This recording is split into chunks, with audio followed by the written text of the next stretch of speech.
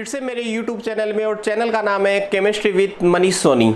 आज की इस क्लास में मैं 11th क्लास के जो स्टूडेंट्स हैं उनके लिए एक बहुत ही महत्वपूर्ण टॉपिक की शुरुआत करने जा रहा हूं, और टॉपिक का नाम आप बोर्ड पे देख पा रहे हैं, पीरियोडिक टेबल या आवर्त सारणी।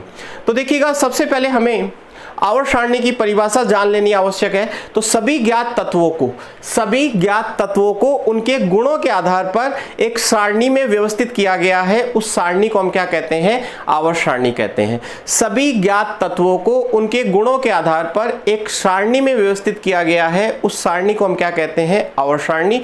बहुत ही सिंपल डेफिनेशन अभी मैंने आपको बताई है।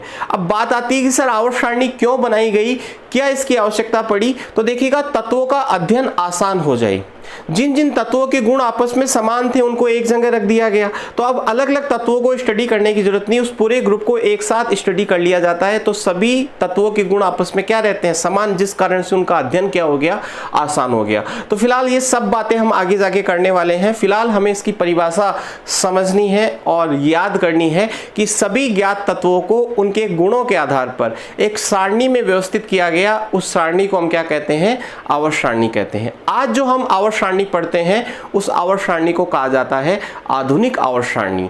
लेकिन ये जो आधुनिक आवर्त सारणी है, इस आधुनिक आवर्त सारणी का जो निर्माण हुआ है, इस निर्माण के पीछे एक बहुत लंबा इतिहास उपस्थित है। उस इतिहास को हम जानेंगे कि आवर्त सारणी किस प्रकार से विकसित हुई। तो देखिएगा, सबसे पहला वैज्ञानिक आया और वैज्ञानिक का नाम था लेवोसियर।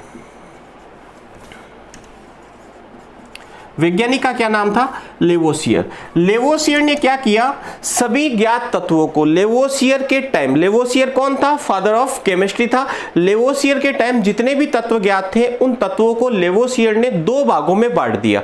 नंबर 1 धातु और नंबर 2 अधातु। लेवोसियर ने सभी ज्ञात तत्वों को कितने भागों में बांटा? दो भागों में। नंबर 1 धातु और नंबर 2 अधातु। तो यहां से क्वेश्चन एग्जाम में बन सकता है कि किस वैज्ञानिक ने सबसे पहले तत्वों को वर्गीकृत करने का प्रयास किया? तो वो था फादर ऑफ केमिस्ट्री और उसका नाम क्या था? लेवोसियर। लेवोसियर ने सभी ज्ञात तत्वों को कितने भागों में वर्गीकृत किया? दो भागों में वर्गीकृत किया। नंबर 1 धातु और नंबर 2 अधातु। लेकिन ये वर्गीकरण अति सामान्य वर्गीकरण था, इसलिए ज्यादा टाइम तक नहीं चल पाया और क्या हो गया?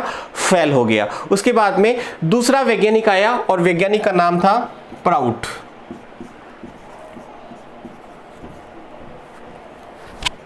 प्राउट की संकल्पना।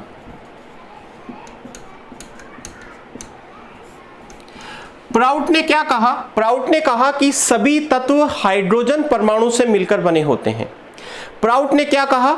सभी तत्व हाइड्रोजन परमाणु से मिलकर बने होते हैं। ये लाइन उसने कही। उसने क्या कहा? सभी तत्व हाइड्रोजन परमाणु से मिलकर बने होते हैं।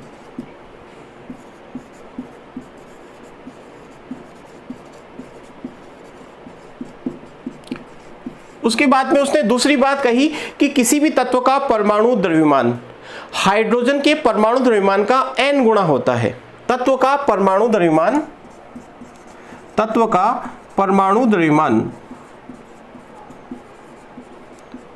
बराबर होता है n इंटू हाइड्रोजन का परमाणु द्रव्यमान, जहां n का जो मान है वो 1, 2, 3, 4 इस प्रकार की कोई भी पूर्णांक संख्या हो सकती है। तो देखिएगा, प्राउट ने क्या कहा? प्राउट ने कहा कि सभी तत्व हाइड्रोजन परमाणु से मिलकर बने हैं। दूसरी बात उसने क्या कही कि किसी भी तत्व का परमाणु द्रव्यमान हाइड्रोजन के परमाणु द्रव्यमान का n गुना होता है। तो इस आधार पर यदि देखा जाए तो तत्व का जो परमाणु द्रव्यमान है वो हमेशा पूर्णांक संख्या में आना चाहिए, लेकिन हम जानते हैं कि तत्व का जो परमाणु द्रव्यमान है वो तो भिन्नांक भी होता है। इस कारण से ये संकल्पना क्या हो गई? फेल हो गई। तो देखिएगा, सबसे पहला वैज्ञानिक कौन आया? लेवोसियर। लेवोसियर ने तत्वों को कितने भागों में बांट दिया? दो भागों में। नंबर 1 धातु और नंबर 2 अधातु। प्राउट की संकल्पना क्या थी? प्राउट ने क्या कहा कि सभी तत्व हाइड्रोजन परमाणु से मिलकर बने होते हैं और किसी भी तत्व का परमाणु द्रव्यमान हाइड्रोजन के परमाणु द्रव्यमान का n गुना होता है। तो यहां से क्या क्वेश्चन सर बनता है? तो आपसे क्वेश्चन पूछा जा सकता है, बहुत ही बेसिक क्वेश्चन पूछा जा सकता है कि किस वैज्ञानिक ने कहा कि सभी तत्व हाइड्रोजन परमाणु से मिलकर बने हैं? तो उस वैज्ञानिक का नाम क्या था? प्राउड था। उस प्राउड के बाद में तीसरा वैज्ञानिक आया और उसका नाम था डोबे राइनर। तीसरे वैज्ञानिक का क्या नाम था? डोबे राइनर। डोबे राइनर। और उसने एक नियम दिया और उस नियम का नाम था डोबे राइनर का त्रिक नियम। तो देखिएगा डोबे राइनर ने क्या कहा। डोबे राइनर ने एक नियम बनाया और उस नियम का नाम क्या था? त्रिक नियम। डोबे राइनर ने क्या किया? समान गुणों वाले तीन तीन तत्वों के समूह बनाए। समान गुणों वाले तीन तीन तत्वों के क्या बनाए? समूह। और कहा कि मध्य वाले तत्व का जो परमाणु द्रव्यमान है वो प्रथम और अंतिम तत्व के परमाणु द्रव्यमानों का औसत होता है। डोबे राइनर ने क्या किया? समान गुणों वाले तीन तीन तत्वों के समूह बनाए और बताया कि मध्य वाले तत्व का जो परमाणु द्रव्यमान है वो प्रथम और अंतिम तत्व के परमाणु द्रव्यमानों का औसत होता है। जैसे तीन तत्वों में ले रहा हूं A, B और C, ठीक है। तो डोबे राइनर ने क्या कहा? डोबे राइनर ने कहा कि मध्य वाला जो तत्व है B, इस B का जो परमाणु द्रव्यमान है, एटॉमिक मास है, वो A और C के परमाणु द्रव्यमानों का औसत होगा या उसके लगभग क्या होगा? बराबर होगा। तो समान गुण वाले A, B और C तीनों के गुण आपस में क्या है? समान है। वो A और C के परमाणु द्रव्यमान का क्या होता है? औसत होता है या उसके लगभग क्या होता है? बराबर होता है। ये बात किसने बताई? डोबे राइनर ने। और कुछ एग्जाम्पल्स भी उसने दिए। वो एग्जाम्पल्स कौन से हैं देखिएगा। जैसे लिथियम, सोडियम और पोटेशियम। लिथियम का जो परमाणु द्रव्यमान है वो 7 होता है। लिथियम का परमाणु द्रव्यमान कितना होता है? 7 होता है या 7 होता है। पोटेशियम जो है उसका परमाणु द्रव्यमान 39 होता है। तो बताइएगा सोडियम का कितना होगा? तो सोडियम का जो परमाणु द्रव्यमान होगा वो 7 + 39/2 यानी 46/2 यानी कितना? 23, ठीक है। तो सोडियम का परमाणु द्रव्यमान 23 ही होता है। तो लिथियम, सोडियम और पोटेशियम यह एक क्या है? त्रिक है। तीनों के गुण आपस में क्या है? समान है। मध्य वाले तत्व यानी सोडियम का जो परमाणु द्रव्यमान है वो प्रथम तत्व लिथियम और तृतीय तत्व पोटेशियम के परमाणु द्रव्यमानों का क्या है? औसत है। इसी प्रकार से दूसरा एग्जाम्पल हम ले रहे हैं, इसका स्क्रीनशॉट आप ले लीजिएगा। क्लोरीन, ब्रोमीन और आयोडीन। क्लोरीन, ब्रोमीन और आयोडीन, ठीक है। क्लोरीन का परमाणु द्रव्यमान 35.5 होता है। आयोडीन का परमाणु द्रव्यमान 127 होता है और ब्रोमीन का परमाणु द्रव्यमान कितना होता है? 80 होता है। जब आप 35.5 और 127 को जोड़ करके 2 का भाग दोगे तो ब्रोमीन का जो परमाणु द्रव्यमान है उसके बराबर संख्या, लगभग बराबर संख्या आ जाएगी। तो बताइएगा ब्रोमीन का जो परमाणु द्रव्यमान है वो किसके बराबर होगा? क्लोरीन का परमाणु द्रव्यमान प्लस आयोडीन का परमाणु द्रव्यमान बटा 2। क्लोरीन का परमाणु द्रव्यमान कितना? 35.5। आयोडीन का कितना? 127/2। इसको सॉल्व करोगे तो लगभग कितना आ जाएगा? 80 आ जाएगा। एग्जैक्ट संख्या 81.2 आएगी, लेकिन वास्तव में इसका परमाणु द्रव्यमान कितना होता है? 80। तो उसने कहा लगभग बराबर भी हो सकता है। तो दूसरा एग्जाम्पल मैंने आपको बताया क्लोरीन, ब्रोमीन और आयोडीन का। पहला एग्जाम्पल क्या था? लिथियम, सोडियम और पोटेशियम। दूसरा एग्जाम्पल हो गया क्लोरीन, ब्रोमीन और आयोडीन। तीसरा एग्जाम्पल ले रहे हैं स्ट्रोंशियम और बेरियम।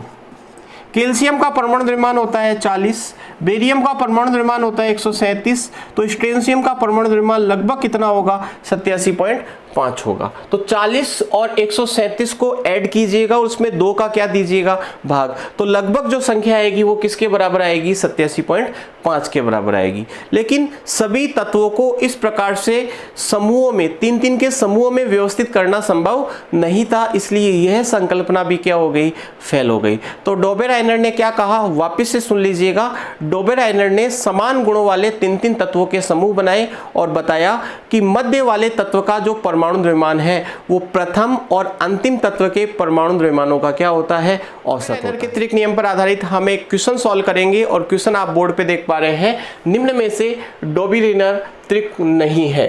पहला ऑप्शन आपको दे रखा है लिथियम, सोडियम और पोटेशियम। लिथियम का परमाणु द्रव्यमान 7 होता है, पोटेशियम का परमाणु द्रव्यमान 39 होता है और सोडियम का कितना होता है, 23 होता है। इसका मतलब ये जो है डॉबी-रेनर का त्रिक है 7 + 39/2 बराबर कितना हो गया, 23 हो गया। इसका मतलब पहला ऑप्शन इसका नहीं होगा, क्योंकि पहला ऑप्शन जो है उसमें डॉबी-रेनर का त्रिक बन रहा है।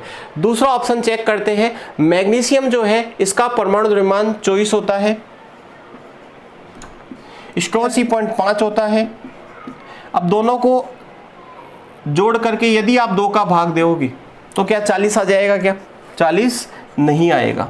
इसका मतलब इस क्वेश्चन का आंसर क्या होगा, बी होगा। चलिएगा आगे वाले ऑप्शन भी हम चेक कर लेते हैं।